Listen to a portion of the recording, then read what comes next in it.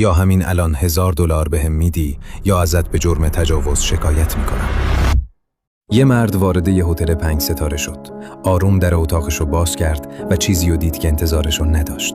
یه زن بهش زل زده بود. زن حتی یک کلمه هم حرف نزد. پرید روی تخت، لباساشو پاره کرد و گفت یا همین الان $1000 بهم میدی یا ازت به جرم تجاوز شکایت میکنم. توی این اتاق هیچ دوربینی نیست. نمیتونی خلافشو ثابت کنی. زبون مرد بند اومده بود. داشت تسلیم میشد که یه دفعه یه ایده به سرش زد. یه دفترچه از جیبش در آورد و روی کاغذ نوشت من کرولالم. حرفاتو نمیفهمم. اگه چیزی میخوای اینجا بنویسش. زن دفترچه رو گرفت و با خیال راحت تهدیدش رو روی کاغذ نوشت. انگار مطمئن بود که کار تمومه. همون لحظه مرد شروع کرد به حرف زدن. یا $1000 بهم میدی یا ازت به جرم اخاذی شکایت میکنم. این دفترچه هم مدرکه. رنگ صورت زن پرید. ترس از صورتش مشخص بود. یه نگاه به اطراف انداخت و یه دفعه از اتاق فرار کرد. همون شب برای شام مرد چند تا از دوستاشو دعوت کرده بود. یکی از اونا آهی کشید و گفت این روزا هر چیزی رو میشه قرض داد جز پول. جیمی رو میشناسی؟ سال پیش $50,000 بهش قرض دادم. چون دوست صمیمی بودیم هیچ رسید یا مدرکی هم نگرفتم.